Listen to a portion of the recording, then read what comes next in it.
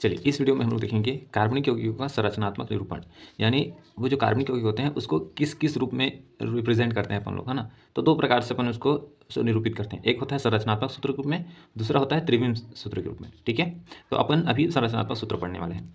इसमें आते हैं चार प्रकार के, उसके चार प्रकार से उसको हम लोग देखेंगे, है ना, आबंध रेखा को। पहला जो होता है वो होता है लुईस संरचना अथवा बिंदु संरचना। ठीक है, ये आपने 9वीं में भी पढ़ा होगा, शायद 9वीं 10वीं में। इसमें क्या होता है कि अणु में उपस्थित सभी बंधों के इलेक्ट्रॉन युग्म को दिखाते हैं, वो भी डॉट के रूप में, है ना, यानी बिंदु के रूप में दिखाते हैं इलेक्ट्रॉन को। जैसे ये देखिए, ये मेथेन है ना, मेथेन CH4 होता है। तो C के जितने भी इलेक्ट्रॉन है, जो बाहरी कक्षक इलेक्ट्रॉन जो होते हैं वो 4 होते हैं, है ना, और हाइड्रोजन के 1 इलेक्ट्रॉन। तो इस प्रकार से दिखाएंगे, तो ये इसका हो गया लुईस संरचना। आगे एथेन देखेंगे, तो एथेन का भी कुछ इस प्रकार से, यहाँ पास इनका, है ना, ये बॉन्ड बनेगा, ये इनका बॉन्ड बनेगा, यहाँ बॉन्ड बनेगा, यहाँ बॉन्ड बनेगा, ऐसे करके ये लुईस डॉट संरचना कहलाती है। ये बहुत लेंदी काम है ना भाई। ये प्रारंभिक जब रसायन जब हुआ था तब इसका काम होता था। ठीक है, अब इसका ज़्यादा यूज़ नहीं करते हैं। आगे हम लोग देखेंगे लघु आबंध संरचना। ये जो है ना, ये नीचे से जाते जाएगा और अपने को सरलतम रूप अपने को देखने को मिलेगी। ठीक है, लघु आबंध संरचना या पूर्ण संरचना, जिसका हम लोग बहुत ज़्यादा मात्रा में यूज़ करते हैं, है ना, लिखने में सबसे ज़्यादा यूज़ इसी को करते हैं। सभी संरचनात्मक बंध को लघु रेखा द्वारा दिखाया जाता है। लघु रेखा यानी ऐसा बॉन्ड के रूप में दिखाया जाता है ना। एकल बंध को एक बॉन्ड से, द्विबंध को डबल बॉन्ड से, है ना, 2 ठन रेखा से, और त्रिबंध को 3 रेखाओं से। ठीक है, जैसे मेथेन देखिए, मेथेन CH4, है ना। मेथेन में क्या होगा कि यहाँ पास हाइड्रोजन हाइड्रोजन और हाइड्रोजन और हाइड्रोजन, इन चारों हाइड्रोजन के बॉन्ड को दिखाया गया है ना। एथेन देख लीजिए, एथेन में कार्बन कार्बन सिंगल बॉन्ड है, इधर सिंगल बॉन्ड, इधर सिंगल बॉन्ड, इधर सिंगल बॉन्ड। तो ये चारों, ये सभी बॉन्डों को दिखाया गया है। ठीक है, तो इसको बोलते हैं लघु आबंध संरचना या पूर्ण संरचना कहा जाता है। ठीक है, पेपर में इसका बनाने के लिए पूछते हैं कभी कभी। दूसरा एथीन देख लीजिए। अब एथीन मतलब क्या होता है भाई, डबल बॉन्ड वाला।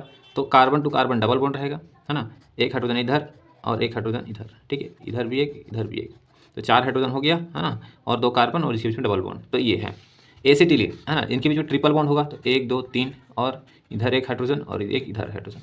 तो ये सारी चीज़ें कहलाती है लघु आबंध संरचना या पूर्ण संरचना। ठीक है, आगे देख लेंगे। इसमें एक पॉइंट और है कि एकांक इलेक्ट्रॉन युग्म को भी दर्शाया जाता है इसमें। जैसे ये है हमारे पास एथिल अल्कोहल। एथिल अल्कोहल क्या होगा, C2H5 क्या होगा, तो C2H5 यानी C हो गया, और उसके साथ क्या होगा O, और उसके साथ होगा H। अब देखिए यहाँ पास कितने बॉन्ड बचा हुआ है, 2 बॉन्ड, यानी एक हाइड्रोजन इधर, एक हाइड्रोजन इधर। यहाँ कितने बॉन्ड बचा हुआ है, 3। तो ये टोटल देख लीजिए, 5 हाइड्रोजन है, 1 2 3 4 5, और ये वाला हाइड्रोजन अलग से, ये एक O है, कार्बन 2 है, कार्बन 2 है। ठीक है, ऐसा बन गया। यहाँ पर देखिएगा, ये जो ऑक्सीजन है इसके पास एकांक इलेक्ट्रॉन युग्म रहता है ऐसा 2 ठन, तो उसको भी दिखाएंगे आप। तो अब ये आपका बन गया लघु आबंध संरचना या पूर्ण संरचना। ठीक, चलिए आगे देखते हैं। देखेंगे संघनित संरचना। यह इस टाइप के क्वेश्चन या इस टाइप के कंपाउंड आपको प्रश्न पेपर में देखने को मिलता है। ठीक है, इसमें क्या करते हैं कि एकल बंध को नहीं दिखाते अपन लोग। ठीक है, एकल बंध को अपन लोग नहीं दिखाते, इसमें द्विबंध और त्रिबंध को दिखाते हैं। ठीक है, जैसे एथेन है, तो इसमें क्या करें, एकल बंध को नहीं दिखाना है, यानी एथेन है तो अपन क्या करेंगे, CH3 और CH3 हो गया।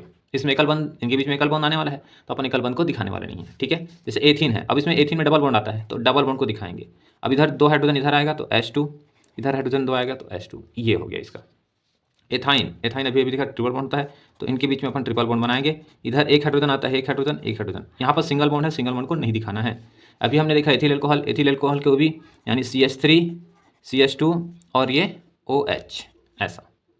ठीक है, ये होता है संघनित संरचना, इसमें सिंगल बॉन्ड को नहीं दिखाना होता है। ठीक है, आगे आता है आपके पास जो कि मोस्ट इंपॉर्टेंट है और ज़्यादा ट्रेंडिंग में यही है, आबंध रेखा संरचना सूत्र। सबसे सरलतम है ये, है ना।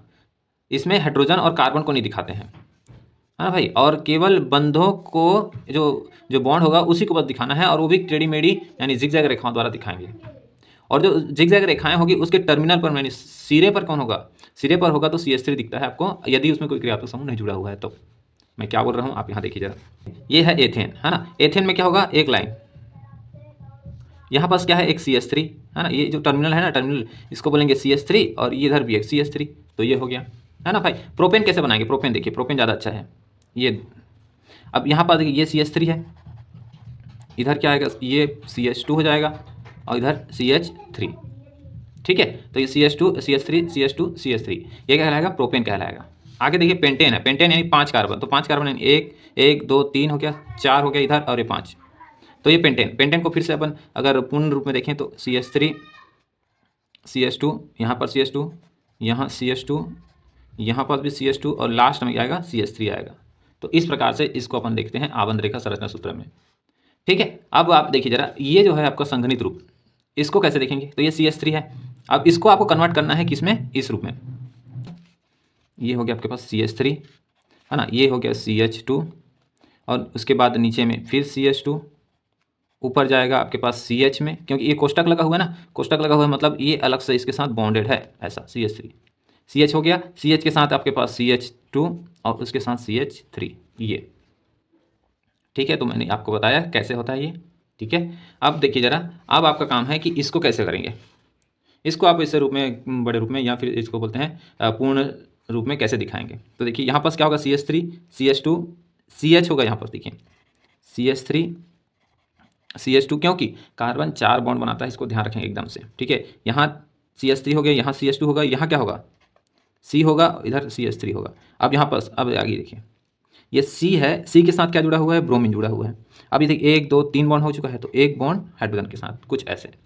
ठीक है, आपको गिनते जाना है। M फॉर मंकी, मंकी को भी कैसे दिखाएंगे, यहाँ पर देखिए जरा, CH3, है ना, CH2, नीचे CH2, ऊपर CH2 और नीचे CH3, कुछ इस प्रकार से। ठीक है, अब आपका काम है, ये देखिए K है, E है, S H A V, आप इन सभी को क्या करेंगे, ऐसा पूर्ण रूप में बना के देखेंगे।